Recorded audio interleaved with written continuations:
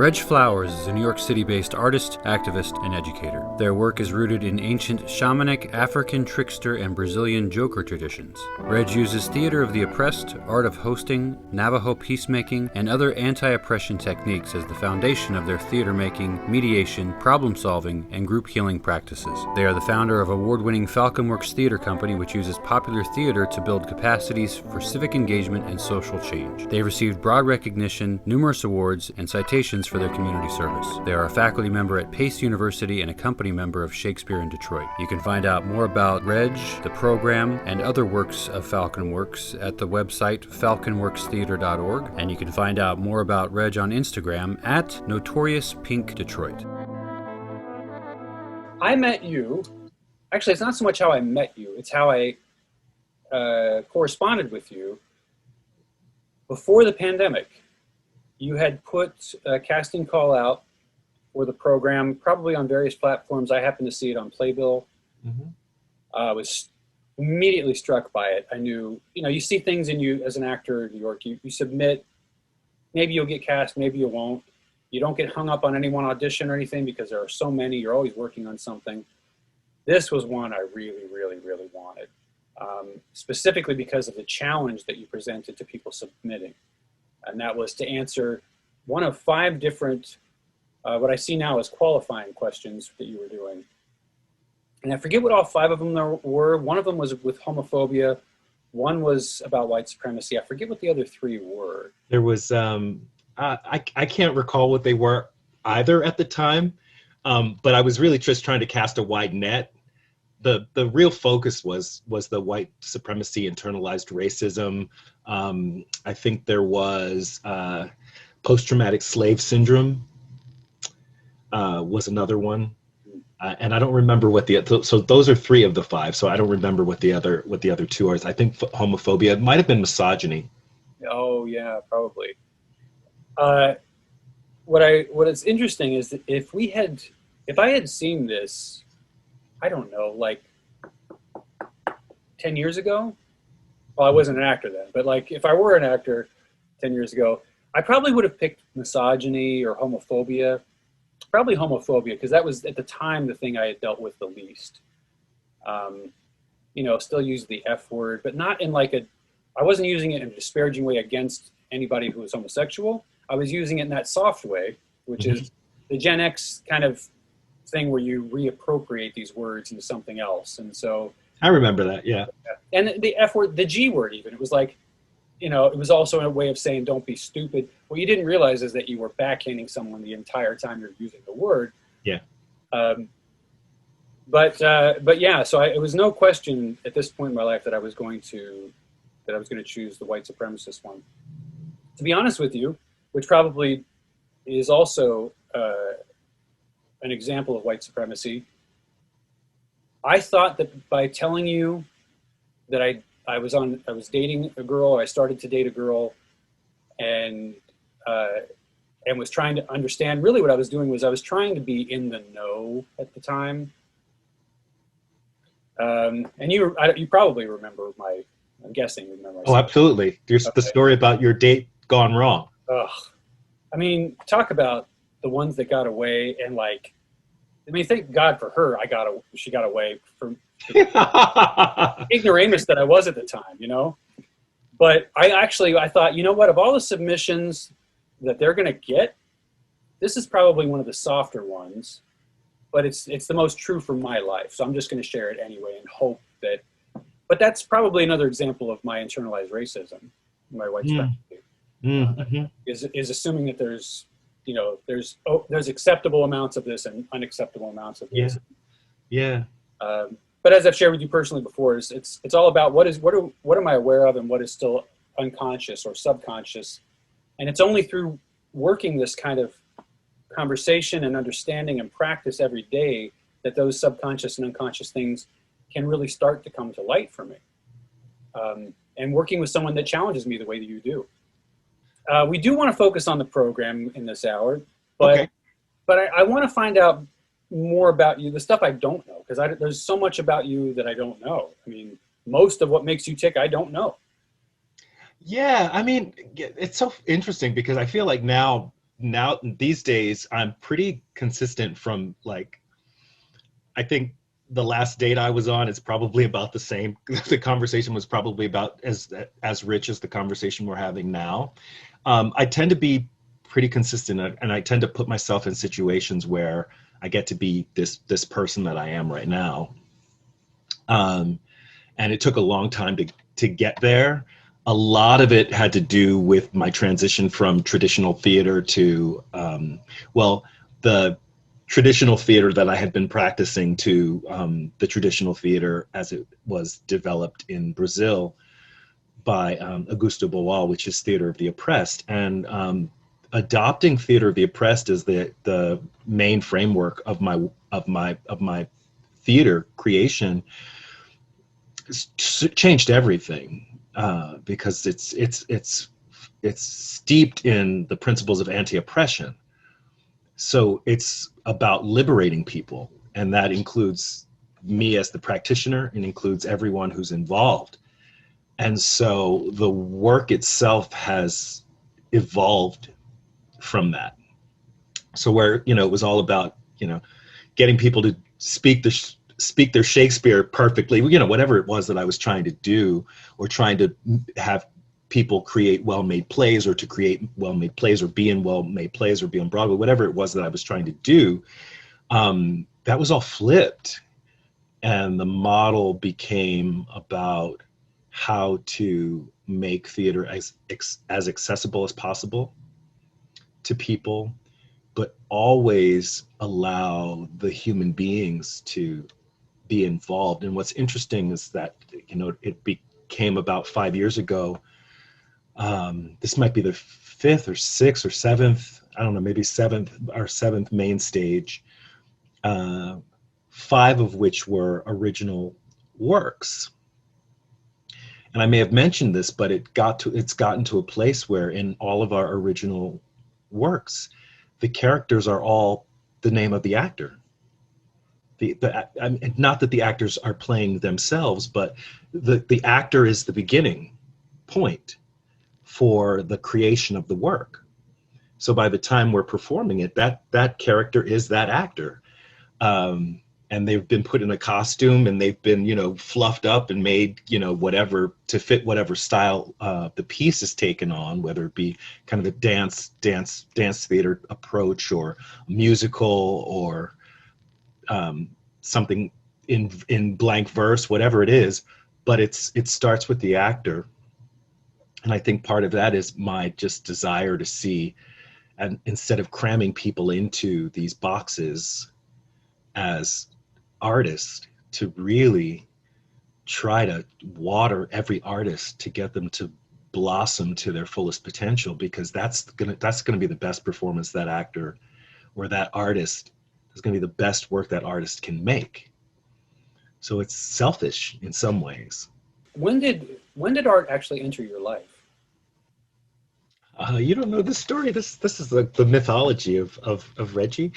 I started writing. There were artifacts of my writing from as early as I can remember.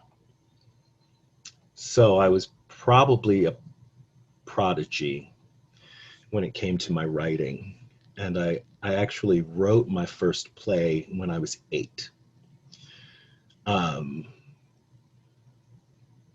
But as far as being a theater practitioner, I was 5, and I would organize kids on my block, and I think they thought I was autistic. I think they maybe were humoring me, thinking that I was like this autistic kid, because I would place everyone, almost pre-verbal, and I would place people, and then I would tell them what to say, and I would tell them what to do, and then they would do it, and then we would go on to the next scene. I was directing, and I didn't even know what that was. It was just in my bones.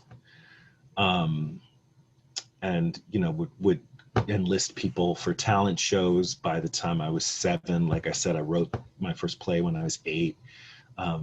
I was writing novellas soon after that. So I was always just sort of blindly pursuing my vocation as a writer and a creative person, just for as long as I can remember. I think my mom tells stories about me making pictures on the wall with what I could pull from my diaper. So yeah.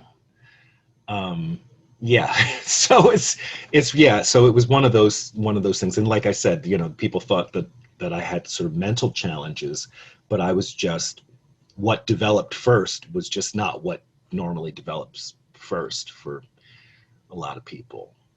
So when you look back at yourself at that young age in directing, were you in the young version of your mind, the young version of you, were you simply seeing that certain things fit certain places, or were you seeing like pieces of coal that were yet to become diamonds and doing that? What do you think you were really doing? I don't know what I was really doing. I just know what I was doing. I know what I was doing. You know what I mean? I was like pre-analysis. So Sure. I just know what I was, you know what I mean? It was the same, like I would stack bricks and make like a maze out of bricks, and then like, get the grasshopper and put the grasshopper in the maze of bricks. Like I was creating environments to be occupied by people or by beings. Yeah, I don't know what was really going on there. I'm sure that the theorist will argue about it after my death. But so I was just doing what I was doing, and like the feel of it was just like moving stuff around. And I've with video, like I do videos, and I've seen myself on film, and I've seen like outtakes of things, and I've seen myself in that space, and I can't tell you, I turn into I look like a mannequin. Like everything that would tell you that there was a person that's present goes away for a second, and then when I come back, it like the answers are there. So yeah, I still don't know what's happening when I'm in that space. But when I come out of it, there's stuff. I remember when I was doing music, I had written like 200 songs before I learned to play the guitar and really learned to sing properly. And it started with poetry, and that kind of quickly became songs. And some of them were me trying to say something and I knew what I wanted to say. And other times my hand was just doing it. And that was my first experience with the divine element that is creation, that is creativity. Kind of what you're saying kind of speaks to that. Yeah. Yeah. Just like, it needs to look like a bug light. I don't know why. It just needs to look like a bug light. That's the kind of thing that will come to me when I come out of these moments. And then it's not until I see it. Often it's not until I see things years later, after they've been recorded or after they've been documented in some way, and I go back and I see them, that I can even enjoy them as a piece. I'm so far from thinking of it in that way when I'm in the process. But it happens very quickly. Like, that yesterday, I over the last couple of days, I was interviewing the actors and sent the actors these pieces, and the actors have been waiting for their lines and the play is next week. And it's sort of like today was the day that it came to me what those lines would be. And that's generally the way that I work. I will think about things for years and then sit down and do it. So going back to the 7-year-old directing and putting grasshoppers in mazes, Mm-hmm. what was your home like? Who was teaching you? Who were your parents, your parental figures? Yeah. And did they fan those flames of creativity, or was it just, well, that's what Reg is doing?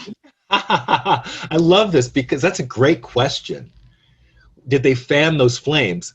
Obviously, Were they intending to? I don't know.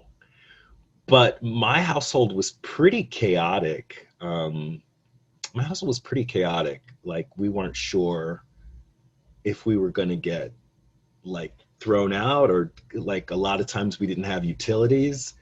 I did a fair amount of stuff by, like those little oil lamps. My mom had kerosene lamps. Is that what they were? Yeah, maybe they were kerosene, but they were they were like little lamps with a little wick in them. Yeah, so there was a fair amount of that, and kerosene heaters as well, going on in my house, because we were always late on bills, and my household was pretty volatile. I tell, it's so interesting because I tell stories about my family, and I think like my dad hustled. He hustled. I'll say that he hustled, and that hustle involved him, using his body. And so that was like that. That was the kind of energy that was in my household when I was young, and that came with a lot of. So there were criminal elements around that as well. So that was also in my household. So yeah, that was fanning the flames, definitely. Because I think that the kind of survival mentality that was in my household, and the creativity that was required to survive in my household, and it's probably something that was passed down for many, many generations, that was creativity. Just being alive required a great amount of creativity. So I'm going to say yes. I hope that paints a picture without throwing my folks under the bus. Without throwing them under the bus of what like my home life was like. I think both my mother and father did have some artistic leanings. My father especially, as a visual artist. My mother claims to have some musical abilities, but by the time I got to know her, she had left that behind. So, I think that some of it was handed down. I think I think it goes way back. I think creativity is something like I found out recently. I've been doing my ancestry, and I found out that there's like like Shakespeare's a first cousin, like 10 times removed. So I think it's something that goes way, way back. So yeah, it was fanned. Intentionally, I don't know, but it was fanned. Yeah. So it sounds like some of it was actually escapism, and the need possibly to really pour all of oneself into that, and arguably over the course of time that made your art good, because of the dedication you were pouring into it, probably. I think. I mean, I hope it's. People tell me that it's good. Like I said, I really often I can't even see it for a long time. I understand that what I'm helping to devise is cohesive, and I understand what's holding it together, but for me, it remains those disparate parts for a long time. And I think that that's kind of necessary. It's like when you're driving, I'm in the moment driving. I'm not trying to see the whole road. I'm not trying to see the map of the world. I'm just trying to see the cars in front of me and behind me. So I think creativity for me has an element of that, like just being very in the moment, keeping my eye on the road, making sure that I don't crash the car, to get us all home safe. And then later on I can watch, a video like the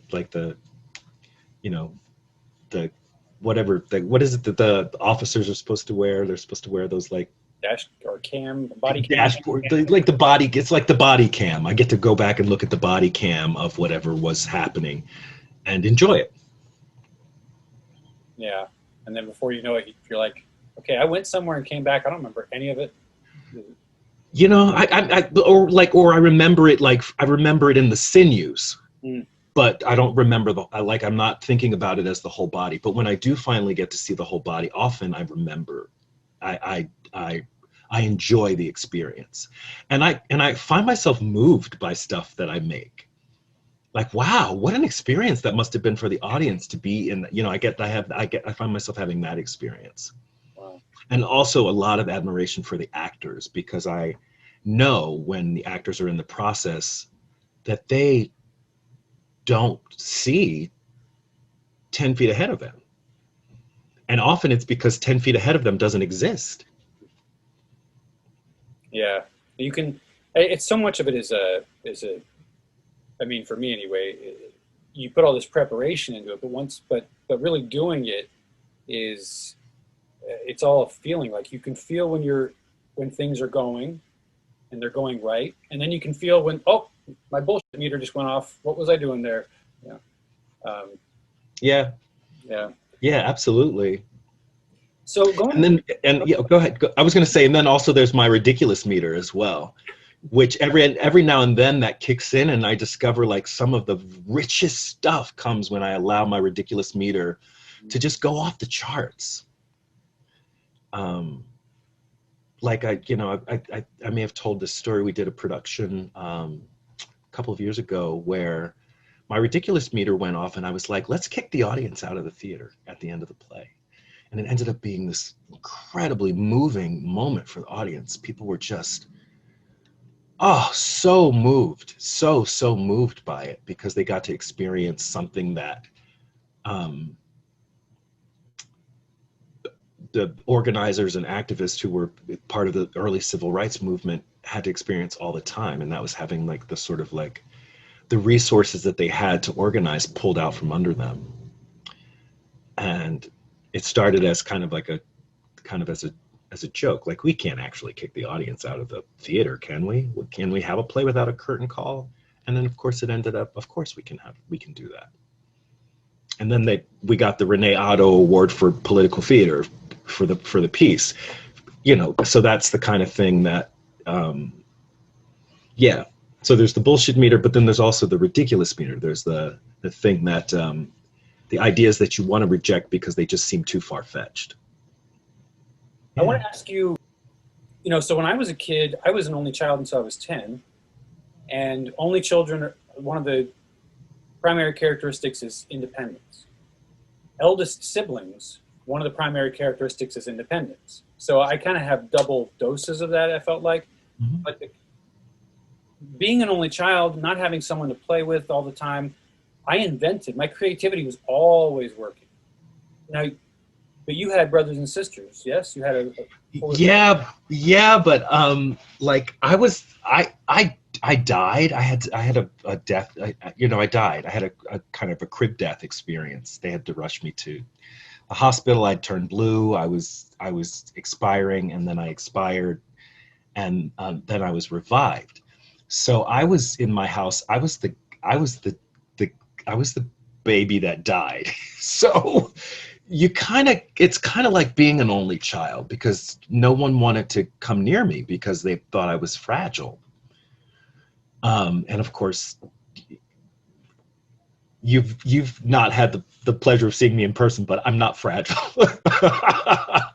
I'm not fragile at all. I'm almost 7 feet tall, and I'm not fragile. But for real, are you almost 7 feet tall? I'm 6'8". Wow. Okay. Yeah. Meeting you for the first time is going to be an experience. All right. Yeah. So yeah, and people do have that. When the people do meet me, they're a little blown away, because they don't expect I'm the tallest people that a lot of people will ever meet. So the fact that I was this kind of like I came up for the first couple of years, and it was a little bit of a death watch. It was a little bit like living at an extended wake, because nobody knew when I was actually going to go. And so by the time I was conscious, I think I had lived those years as an only child. I couldn't play. My brothers couldn't play with me. If they got too close to me, my mother would scream at them, because she thought they were going to kill me. She thought something was going to happen, and I was going to fall or I was going to get tired or something. So I think that what you're talking about happened for me because of those experiences. And my brother, my brothers tell all these weird stories, like the aliens came and got me. They just the mythology that builds up around an event like that in a household. All of that had been kind of created around me. So as far as they were concerned, I was Jesus. I was Lazarus. So yeah, youngest as well. Youngest of how many? 3 in my household, and then later on there were other kids. My dad had 2 other kids with other families, but in my household, I was the youngest of 3 boys. That's interesting, because oftentimes, with obviously you being an exception, oftentimes the youngest is the one where the parents have, like, they're just like, you know what, they'll figure it out. We our first child, we were hypochondriacs about everything. They figured out, like, stuff happens to kids. You're an exception. Yeah. Yeah. Having your kid almost die and come back is... Yeah. And it probably had something to do with that. They probably were being a little lax, and maybe it left me alone or something, but yeah. When did your height start to show itself? Probably when I was 13, 14, puberty-ish. I sprung up. Suddenly I was 6 feet tall, and then I wouldn't stop. So in that next several years, I grew another 8 inches when I think people had thought I was done growing, but I kept going. Taller than your parents? Oh, yes. Okay.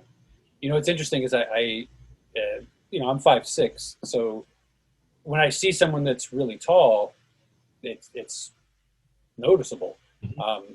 And so there were like twice that I was in Penn Station, and I remember seeing a really tall person, and I wonder if it was you now, like.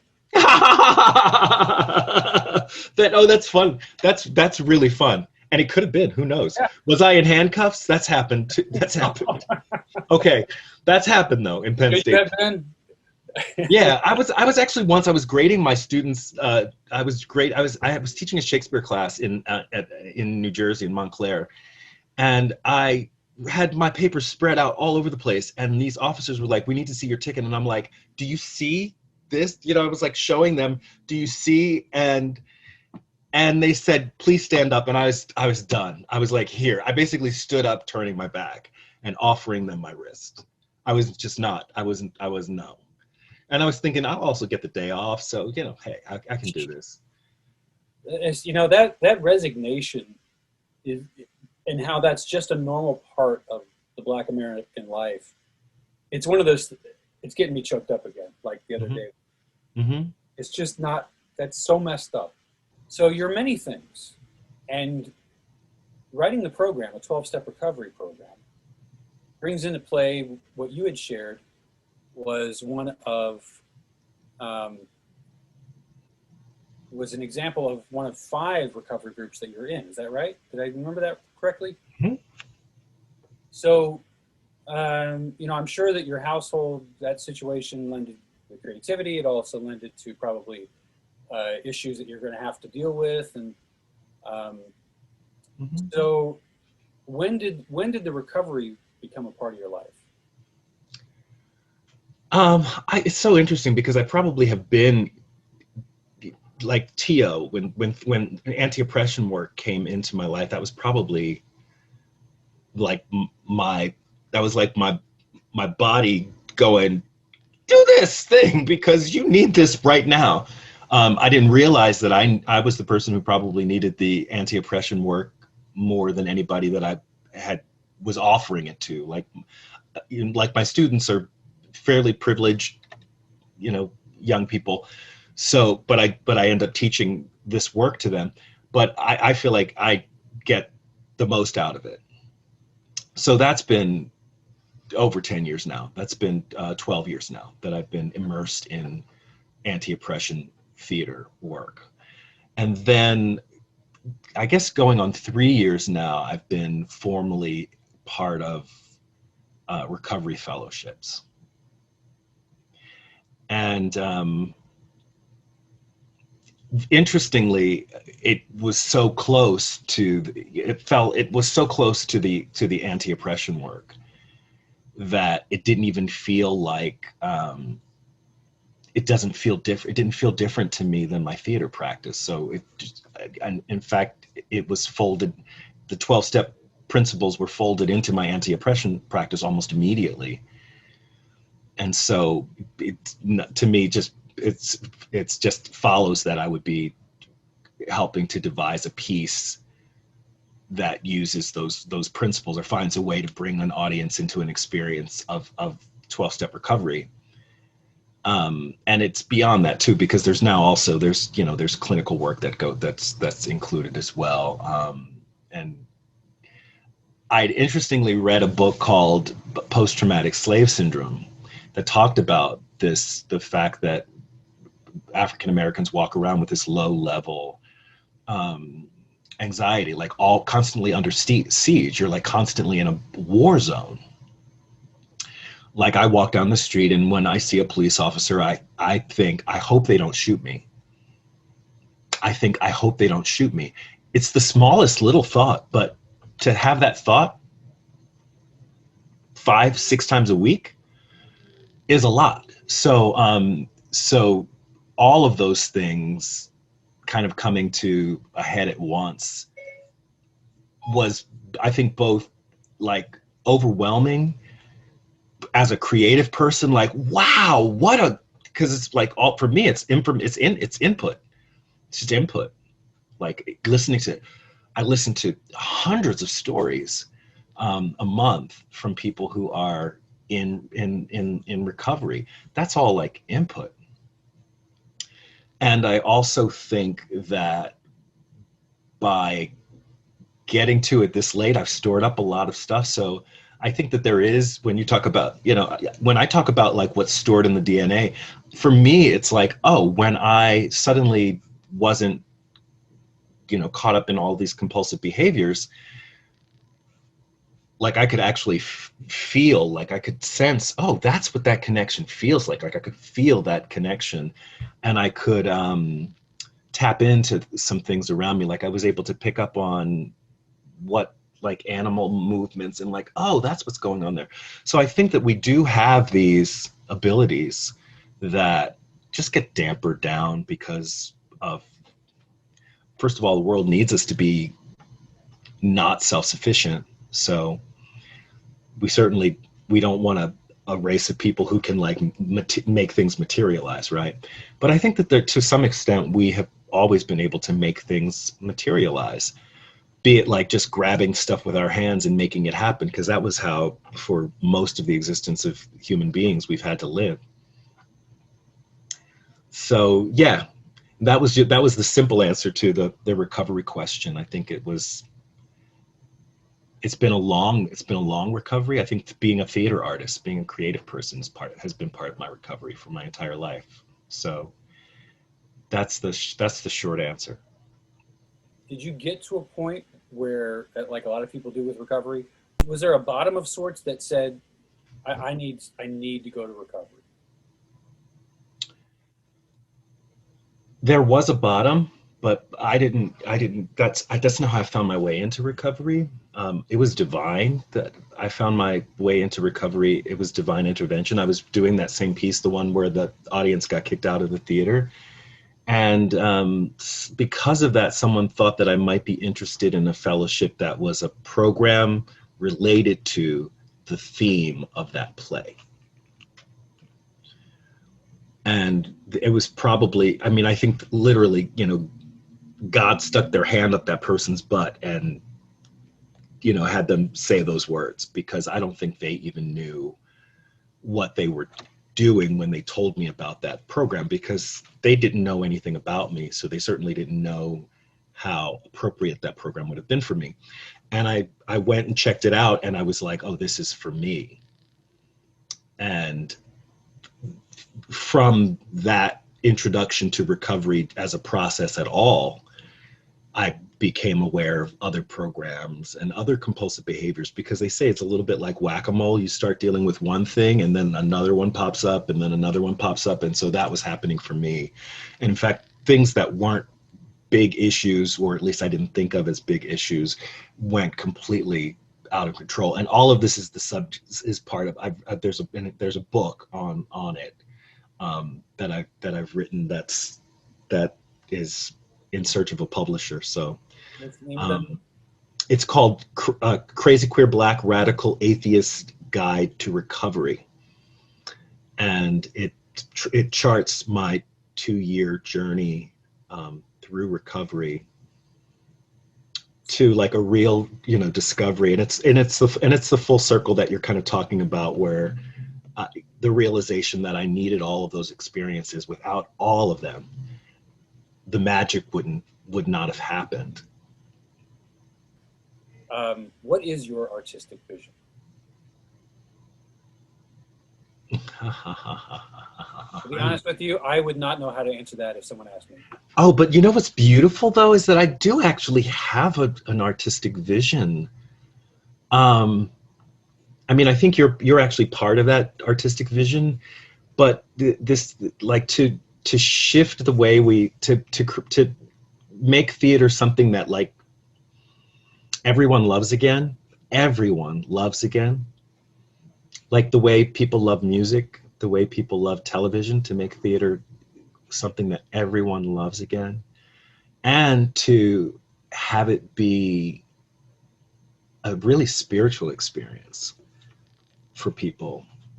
Like, you have to go the way people used to know they had to go to church, except not in a punitive way, but in a like to be complete. And I think that's been working so far. I think the people that come and see our stuff never want to leave. What are you hoping that people that come witness and be a part of one or more times the program, what are you hoping that the average person walks away from?